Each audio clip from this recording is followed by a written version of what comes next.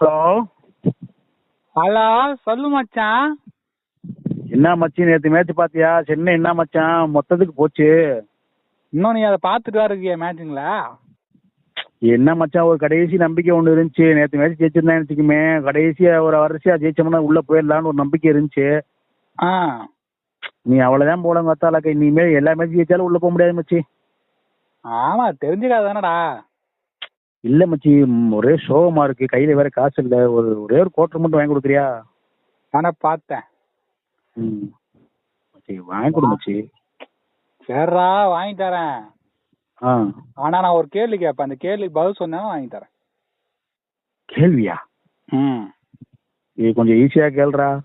ஒன்னும் இல்ல, Chennai super Kings பத்தி தான் கேட்க போறேன். ஒண்ணு அதை பத்தி தெரியாது எனக்கு. வேண எங்க டீம்டா கேள்ற, என்ன கேள்வி வேணாலும். சரி, இப்போ மேட்ச் நடக்குது மச்சான். சென்னை சூப்பர் கிங்ஸுக்கு ஏதோ ஒரு டீமுக்கு மேட்ச் நடக்குது. சரி, மேட்ச் டை ஆயிடுச்சு. ஆ இப்போ சூப்பர் ஓவர் போடணும்.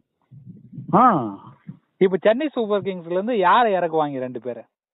கோத்தா, உனக்கு இல்ல எனக்கு இல்ல, உலகத்துல எவனுக்குமே இந்த கேள்விக்கு அதுக்கு ஆன்சர் தெரியாதுடா.